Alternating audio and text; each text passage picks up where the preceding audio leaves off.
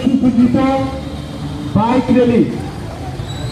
এই বাইক র্যালির মাধ্যমে আমরা জানান দিতে চাই যে অগ্নি থেকে ব্যবস্থা সবারই মেনে চলা দরকার এবং এই বাইক র্যালির মাধ্যমে আমরা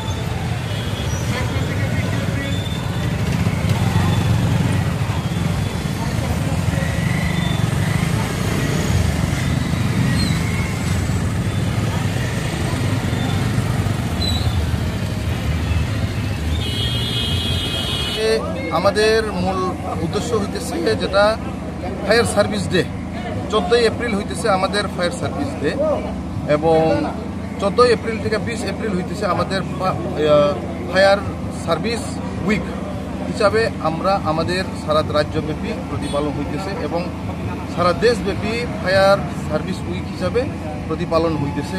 এটা আজকের ঠিকানা, এটা অনেক বছর যাবতই এটা অলরেডি চলছে। আজকে কি কর্মসূচি হাতে নেওয়া হয়েছে?